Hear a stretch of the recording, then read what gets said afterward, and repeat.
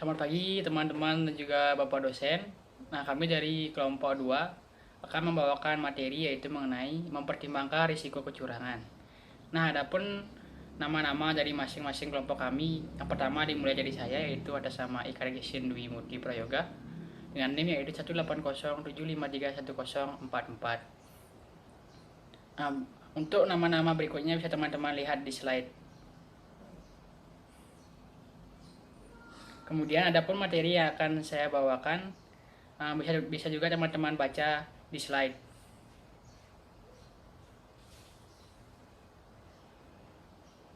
Langsung saja kita ke materi pertama. Di sini saya akan membawakan mengenai yaitu jenis-jenis kecurangan.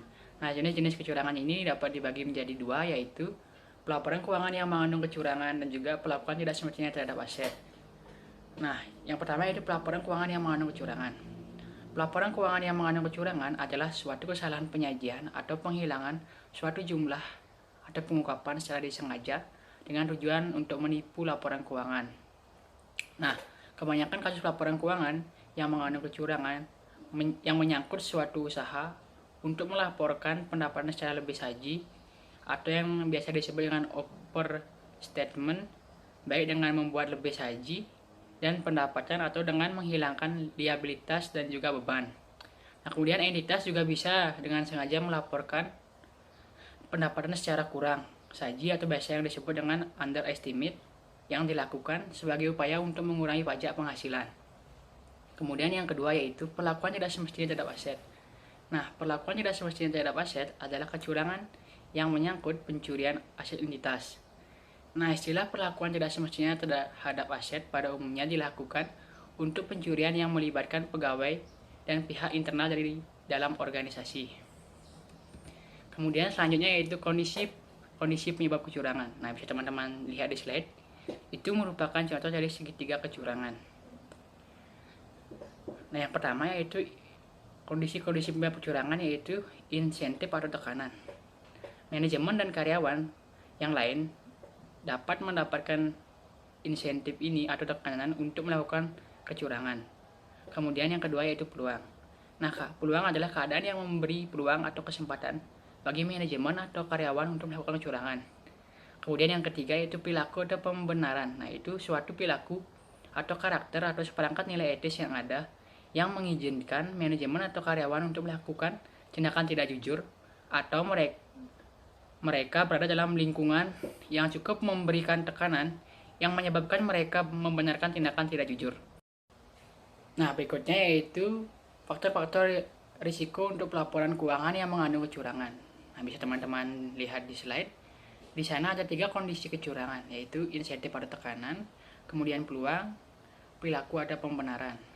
Nah, bisa dilihat di slide, adapun contoh dari faktor risiko insentif atau tekanan yaitu kestabilan atau probabilitas keuangan terancam oleh kondisi ekonomi, industri, atau operasi entitas. Kemudian yang kedua yaitu peluang. Nah, contoh dari faktor risikonya yaitu estimasi akuntansi signifikan yang menyangkut pertimbangan dan ketidakpastian yang sulit diverifikasi. Kemudian tidak efektifnya Dewan Komisaris dan Komite Audit untuk mengawasi pelaporan keuangan. Kemudian yang ketiga yaitu perilaku atau pembenaran, yaitu komunikasi yang tidak efektif atau tidak tepat dan dukungan nilai etis. Mengetahui sejarah pelanggaran atas undang-undang sekuritas atau undang-undang dan peraturan lainnya. Materi selanjutnya yaitu faktor-faktor risiko untuk perlakuan tidak semestinya terhadap aset. Nah, sama seperti materi yang tadi, di sini terdapat 3 kondisi kecurangan yaitu insentif atau tekanan, kemudian peluang, dan perilaku atau pembenaran. Nah, untuk insentif atau tekanan, contoh faktor risikonya yaitu kewajiban keuangan pribadi menciptakan tekanan kepada mereka yang memiliki akses atas aset yang rentan terhadap pencurian. Kemudian hubungan yang tidak harmonis antara manajemen dan karyawan untuk menggelapkan aset tersebut. Kemudian untuk peluang yaitu contoh faktor risikonya adanya kas dalam jumlah besar atau persediaan yang kecil bentuknya tetapi mahal harganya atau banyak diminta. Kemudian yang ketiga yaitu perilaku atau pembenaran. Contoh dari faktor risikonya yaitu tidak peduli dengan kebutuhan untuk memonitor atau mengurangi risiko pencurian aset. Kemudian tidak peduli dengan pengendalian internal dengan melanggar pengendalian yang ada atau gagal untuk memperbaiki defisiensi pengendalian internal yang telah diketahui. Baik, sekian yang dapat saya sampaikan. Untuk materi selanjutnya akan disampaikan oleh rekan saya. Terima kasih. Baik, perkenalkan, nama saya Deva Rastawa. Di sini saya akan menjelaskan menilai risiko dari kecurangan. Menilai risiko. Standar audit SA 240 memberi pedoman bagi para auditor untuk menilai risiko kecurangan. Auditor harus menjaga tingkat skeptisisme profesional ketika ia mempertimbangkan sejumlah informasi, termasuk faktor-faktor risiko kecurangan untuk menghindari atau mengidentifikasi dan merespon risiko kecurangan.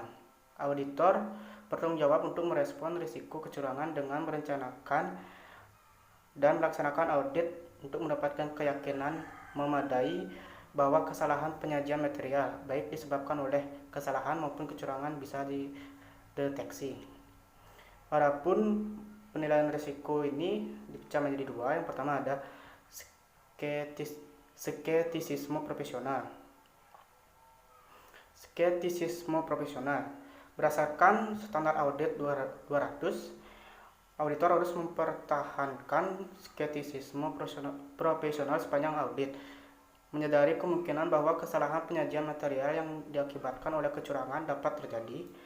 Walaupun pengalaman masa lalu auditor menunjukkan ada kejujuran dan integritas manajemen, entitas, dan pihak yang bertanggung jawab atas tata kelola, untuk mempertahankan skeptisisme profesional diperlukan pengajuan pernyataan secara berkelanjutan tentang apakah informasi dan bukti audit yang telah diperoleh memberi petunjuk bahwa kesalahan penyajian material yang diakibatkan oleh kecurangan mungkin terjadi.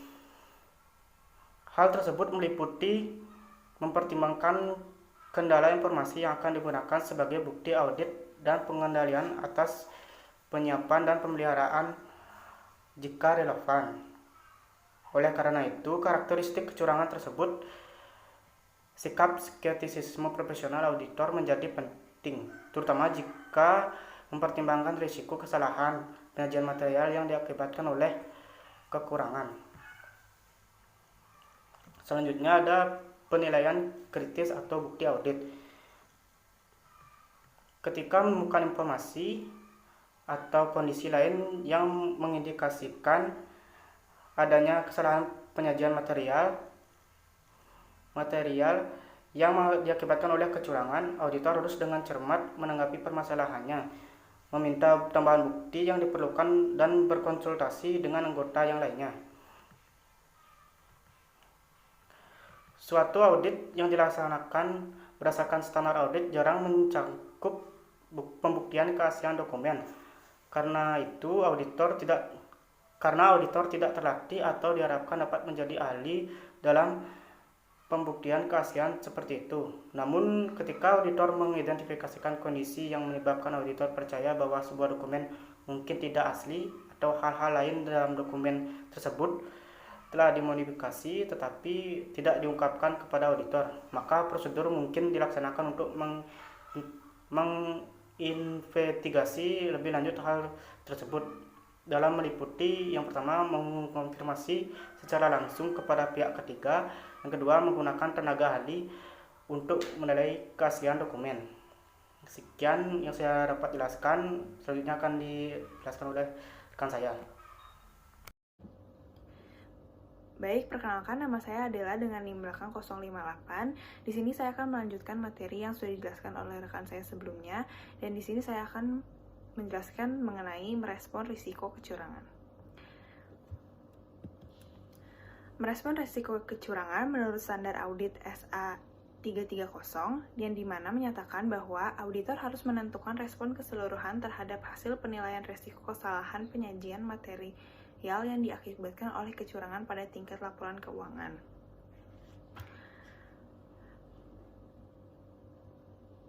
Respon auditor terhadap risiko kecurangan meliputi hal-hal berikut. Yang pertama adalah menentukan respon keseluruhan, yang kedua adalah merancang dan melaksanakan prosedur audit yang responsif terhadap penilaian risiko kesalahan penyajian material yang diakibatkan oleh kecurangan, dan yang ketiga adalah merancang dan melaksanakan prosedur audit yang responsif terhadap risiko yang terkait dengan pengabaian pengendalian oleh manajemen.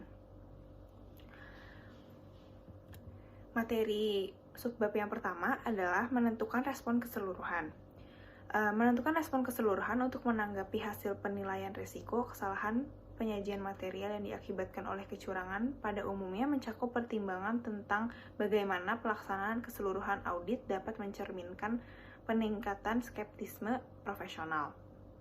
Dalam menentukan respon keseluruhan untuk menanggapi hasil penilaian risiko kesalahan penyajian material yang diakibatkan oleh kecurangan tersebut, pada tingkat laporan keuangan, auditor dapat memiliki di antaranya respon-respon berikut. Yang pertama adalah risiko kesalahan penyajian material yang diakibatkan oleh kecurangan yang meningkat, di mana auditor harus menugasi dan mengawasi personel dengan mempertimbangkan pengetahuan, keahlian, dan kemampuan individual mereka untuk memberikan tanggung jawab tersebut. Dan biasanya spesialis kecurangan dari auditor tersebut bisa dilibatkan menjadi anggota tim. Yang kedua adalah pelaku kecurangan yang seringkali individu yang mengerti tentang prosedur audit. Oleh karena itu, standar audit mengharuskan auditor untuk memasukkan unsur tidak dapat diprediksi dalam pemilihan sifat, saat, dan luas prosedur audit yang akan dilakukan. Sebagai contoh, hal yang dapat diperoleh dari yang pertama adalah melaksanakan prosedur prosubstansif terhadap saldo akun dan asersi-asersi yang tidak terpilih untuk dilakukan pengujian berdasarkan materialitas atau resiko. Yang kedua adalah melakukan perubahan waktu pelaksanaan prosedur audit dari yang diperkirakan. Yang ketiga adalah menggunakan metode sampling yang berbeda. Yang keempat adalah melakukan prosedur audit di lokasi yang berbeda atau pada lokasi yang tidak diberitahukan sebelumnya. Materi subbab yang kedua adalah merancang dan melaksanakan prosedur audit yang responsif terhadap penilaian risiko kesalahan penyajian material yang mengakibatkan oleh kecurangan pada tingkat asersi. Sesuai dengan yang sudah diungkapkan pada standar akuntansi pada 330, auditor harus merancang dan melaksanakan prosedur audit lanjutan yang sifat, saat, dan luasnya responsif terhadap penilaian risiko kesalahan penyajian material yang diakibatkan oleh kecurangan pada tingkat asersi. Respon auditor terhadap hasil penilaian risiko terhadap kesalahan penyajian material yang diakibatkan oleh kecurangan pada tingkat asersi mencakup perubahan sifat, saat, dan luas prosedur dalam beberapa cara di bawah ini. Yang pertama adalah sifat prosedur audit yang dilakukan mungkin membutuhkan perubahan dalam memperoleh bukti audit yang lebih dapat diandalkan dan relevan, atau untuk memperoleh informasi tambahan yang dapat menguatkan. Yang kedua adalah waktu pelaksanaan prosedur substantif mungkin harus dimodifikasi. Dan yang ketiga adalah luasnya prosedur yang diterapkan mencerminkan penilaian risiko kesalahan penyajian material yang diakibatkan oleh kecurangan. Materi responsif terhadap risiko yang terkait dengan pengabaian pengendalian oleh manajemen. Risiko manajemen melakukan pengabaian pengendalian ada hampir pada setiap audit, di mana manajemen berada pada posisi yang unik untuk melakukan kecurangan karena kemampuan manajemen untuk memanipulasi catatan akuntansi tersebut. Maka, ada 3 prosedur yang harus dilakukan pada saat setiap audit yang seperti yang sudah diuraikan. Yang pertama adalah menguji ketepatan entry jurnal yang tercatat dalam buku besar dan penyesuaian lain yang dibuat dalam penyusunan laporan keuangan. Dalam merancang dan melaksanakan prosedur audit untuk pengujian tersebut, auditor harus mewawancarai individu yang terlibat dalam proses pelaporan keuangan mengenai aktivitas yang tidak semestinya atau tidak biasa yang terkait dengan pemrosesan entry jurnal dan penyesuaian lainnya. Yang kedua adalah memilih entry jurnal dan penyesuaian lain yang dibuat pada akhir metode periode laporan. Yang ketiga adalah mempertimbangkan apakah perlu dilakukan pengujian terhadap entry jurnal dan penyesuaian lain sepanjang periode laporan keuangan. Dan untuk merancang dan melaksanakan prosedur tersebut, tahapan yang kedua adalah menelaah estimasi akuntansi untuk menemukan hal bias dan mengevaluasi apakah kondisi yang menyebabkan hal bias tersebut merupakan kesalahan penyajian material yang diakibatkan kecurangan. Dalam melaksanakan penelaahan tersebut, auditor harus yang pertama mengevaluasi apakah pertimbangan dan keputusan yang dibuat oleh manajemen dalam memasukkan estimasi akuntansi tersebut dalam laporan keuangan. Meskipun jika estimasi akuntansi tersebut masuk akal secara individu, mengindikasikan suatu hal bias yang mungkin terjadi pada manajemen entitas yang mungkin merupakan kesalahan penyajian material yang diakibatkan oleh kecurangan.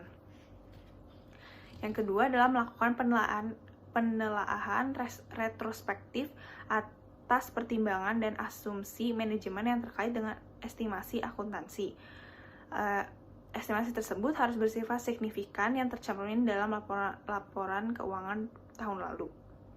Dan tahapan dari merancang dan melaksanakan prosedur tersebut adalah mengevaluasi dasar bisnis untuk transaksi signifikan dan tidak biasa, di mana indikator yang dapat menunjukkan adanya transaksi signifikan di luar kegiatan normal entitas atau yang nampaknya tidak biasa yang mungkin telah dilakukan dengan tujuan untuk melakukan pelaporan keuangan yang mengandung kecurangan atau untuk menyembunyikan penyalahgunaan aset, mencakup yang pertama adalah bentuk transaksi yang terlihat terlalu kompleks, yang kedua adalah manajemen yang belum mendiskusikan sifat dan perlakuan akuntansi untuk transaksi tersebut dengan pihak yang bertanggung jawab atas tata kelola entitas dan tidak terdapat pendokumentasian yang memadai. Yang ketiga adalah manajemen lebih menekankan pada kebutuhan perlakuan akuntansi tersebut daripada substansi ekonomi yang mendasari transaksi tersebut. Yang keempat adalah transaksi yang melibatkan pihak berelasi yang tidak dikonsolidasi, termasuk entitas bertujuan khusus, belum ditelaah atau disetujui secara tepat oleh pihak yang bertanggung jawab atas tata kelola entitas. Dan yang terakhir adalah transaksi yang melibatkan pihak berelasi yang tidak teridentifikasi sebelumnya atau pihak yang tidak memiliki substansi atau kekuatan keuangan untuk mendukung transaksi tersebut tanpa bantuan dari entitas yang sedang diaudit. Sekian materi tentang penilaian resiko dan akan dilanjutkan oleh rekan saya. Saya Nima Dedian Kemalarati Falgunadi dengan NIM 1807531045. Nah, saya di sini akan melanjutkan presentasi dari rekan saya sebelumnya, di mana materi yang akan saya bawakan adalah mengenai penilaian resiko pengendalian. Nah, baik, kita akan langsung memulai membahas materi ini. Jadi sebelum melakukan penilaian awal resiko pengendalian untuk setiap golongan transaksi yang material, auditor pertama-tama harus memutuskan apakah entitas tersebut bisa diaudit ataupun tidak. Oleh karena itu diperlukan kita memperhatikan hal-hal yang penting sebagai berikut, yakni yang pertama, menetapkan apakah laporan keuangan bisa diaudit atau tidak. Nah, di sini ada dua faktor yang mempengaruhi, yakni integritas manajemen dan kecukupan catatan akuntansi. Yang kedua, menetapkan resiko pengendalian dengan didukung, di mana merupakan ukuran tentang ekspektasi auditor bahwa pengendalian internal akan dapat mencegah terjadinya kesalahan penyajian material atau mendeteksi dan membetulkannya jika hal itu memang benar-benar terjadi. Yang ketiga, menggunakan matriks resiko pengendalian untuk menetapkan resiko pengendalian. Jadi menggunakan matriks bertujuan untuk memudahkan pengorganisasian penilaian resiko pengendalian untuk setiap tujuan yang diaudit. Yang keempat, mengidentifikasikan defisiensi signifikan dan kelemahan material. Jadi di sini terdapat 5 tahap pendekatan yang secara bertahap untuk mengidentifikasinya. Jadi pendekatan yang pertama, mengidentifikasi pengendalian yang ada. Yang kedua, mengidentifikasi pengendalian kunci yang tidak ada. Yang ketiga, mempertimbangkan kemungkinan adanya pengendalian pengganti. Yang keempat, menentukan apakah terdapat defisiensi signifikan atau kelemahan material. Dan yang kelima, menentukan kesalahan penyajian potensial yang mungkin bisa memang benar-benar terjadi. Nah, untuk yang selanjutnya, mengkomunikasikan kepada pihak yang bersangkutan dengan tata kelola dan kepada manajemen. Nah, di sini auditor menentukan apakah berdasarkan pekerjaan audit yang telah dilakukan, auditor telah mengidentifikasikan suatu atau lebih defisiensi dalam pengendalian internal. Bila mana auditor telah mengidentifikasikan satu atau lebih defisiensi dalam pengendalian internal, jadi auditor harus menentukan berdasarkan pekerjaan audit yang telah dilakukan, apakah defisiensi tersebut secara individual atau gabungan merupakan defisiensi yang signifikan. Nah, itu merupakan materi bagian pertama. Yang sekarang kita akan lanjut ke bagian kedua mengenai pengujian pengendalian. Nah, di sini terdapat hal pokok juga. Yang pertama ada perancangan dan pelaksanaan pengujian pengendalian, di mana pengujian pengendalian adalah suatu prosedur audit yang dirancang untuk mengevaluasi efektivitas operasi pengendalian dalam mencegah atau mendeteksi dan mengoreksi kesalahan penyajian material pada lingkar asersi. Yang kedua ada mengenai prosedur-prosedur pengujian pengendalian. Nah, prosedur penilaian risiko untuk memperoleh bukti audit tentang rancangan dan implementasi pengendalian yang relevan dapat mencangkup yang pertama meminta keterangan dari personel entitas yang sesuai, yang kedua menginspeksi dokumen dan laporan, yang ketiga mengamati penerapan pengendalian tertentu, dan yang kelima melakukan pelaksanaan ulang prosedur dari klien. Nah, selanjutnya poin yang ketiga yang penting juga di sini adalah mengenai luas pengujian pengendalian, di mana luas pengujian pengendalian yang diterapkan tergantung pada penilaian awal risiko pengendalian. Nah, apabila auditor yang menghendaki penilaian risiko pengendalian yang lebih rendah, jadi diperlukan suatu pengujian pengendalian yang tentunya lebih luas. Bila lebih rendah, maka akan lebih luas. Selanjutnya, saat pengujian pengendalian. Nah, pada bagian ini, ketika auditor bermaksud untuk mengandalkan pada pengendalian, auditor di sini harus menguji pengendalian tersebut untuk waktu yang telah ditentukan atau waktu tertentu, atau bahkan bisa sepanjang periode yang diaudit, tergantung pada situasi yang dihadapi. Nah, mengenai hal ini tentunya terdapat beberapa situasi yang harus kita perhatikan, beberapa jenis situasi yang ada, yang biasanya sesuai dengan buku terdapat 3 situasi yang biasanya terjadi pada pengujian pengendalian. Yang pertama, penggunaan bukti audit yang diperoleh selama periode interim. Dan yang kedua, penggunaan bukti audit yang diperoleh dalam audit sebelumnya. Dan yang ketiga, pengendalian atas resiko yang signifikan. Nah, dari hal-hal tersebut, kita tentunya diharapkan dapat memahami materi ini, yakni yang saya bawakan tentang 2 hal tersebut yang tadi. Terima kasih. Baik, materi berikutnya itu area risiko kecurangan spesifik. Yang pertama ada risiko kecurangan pendapatan dan piutang usaha. Akun-akun pendapatan dan piutang usaha yang bersangkutan serta kas sangat rentan terhadap manipulasi dan pencurian. Demikian pula, karena penjualan seringkali dilakukan secara tunai atau segera bisa dikonversi ke kas, maka kas juga sangat rentan terhadap pencurian. Selanjutnya ada pelaporan keuangan yang mengandung kecurangan untuk pendapatan, di mana di sini ada sejumlah alasan yang membuat pendapatan rentan terhadap manipulasi, yaitu karena pendapatan hampir selalu merupakan akun terbesar dalam laporan laba rugi, sehingga oleh karenanya suatu presentasi yang kecil dalam kesalahan penyajian pendapatan masih berpengaruh besar terhadap laba. Alasan lainnya itu karena dalam banyak situasi terdapat kesulitan dalam penentuan saat yang tepat untuk mengakui pendapatan. Ada 3 tipe utama manipulasi pendapatan, yaitu yang pertama, pendapatan fiktif, yang kedua, pengakuan pendapatan prematur, yang ketiga yaitu manipulasi penyesuaian terhadap pendapatan. Selanjutnya ada tanda peringatan untuk kecurangan pendapatan, yaitu prosedur analitis, di mana prosedur analitis ini sering memberi peringatan tentang adanya kecurangan pendapatan, terutama analisis presentasi laba kotor dan kecepatan perputaran piutang usaha. Selanjutnya ada ketidakcocokan dokumen, di mana auditor harus waspada terhadap tanda-tanda yang tak lazim dan perubahan dalam dokumen, dan sebaiknya mengandalkan pada dokumen asli bukan pada dokumen duplikat. Selanjutnya ada penggelapan penerimaan menyangkut pendapatan. Yang pertama ada tidak menyangkut penjualan.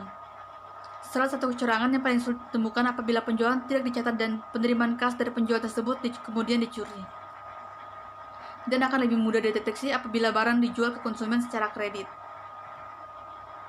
Selanjutnya ada pencurian penerimaan kas setelah penjualan dicatat, di mana akan lebih sulit untuk menyembunyikan pencurian penerimaan kas setelah penjualan dicatat. Apabila pembayaran dari konsumen dicuri, maka bagian penagihan akan lebih cepat menemukan kecurangan.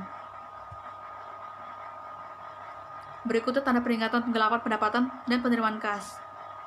Relatif sedikit pencurian, penjualan, dan penerimaan kas terkait yang bisa dicegah dan dideteksi oleh pengendalian internal yang dirancang untuk meminimumkan kesempatan kecurangan. Untuk mendeteksi kecurangan yang lebih besar, prosedur analitis dan pembandingan lainnya dapat digunakan. Selanjutnya ada risiko kecurangan persediaan. Pada banyak perusahaan, persediaan merupakan akun terbesar, dan auditor seringkali menghadapi masalah dalam memeriksa keberadaan dan penilaian persediaan. Pada risiko pelaporan kecurangan mengandung kecurangan untuk persediaan, standar audit mewajibkan auditor untuk memeriksa keberadaan fisik persediaan dalam pelaksanaannya. Pengujian audit dilakukan atas dasar sampel dan tidak pada semua persediaan semua di lokasi. Berikutnya tanda peringatan untuk kecurangan persediaan. Sama dengan kecurangan yang melibatkan piutang usaha, banyak tanda dan peringatan potensial atau gejala menunjuk pada kecurangan persediaan. Prosedur analitis terutama presentasi laba kotor dan kesempatan perputaran persediaan sering membantu dalam mengungkap kecurangan persediaan. Selanjutnya itu risiko kecurangan pembelian dan utang usaha. Risiko pelaporan keuangan yang mengandung kecurangan untuk utang usaha.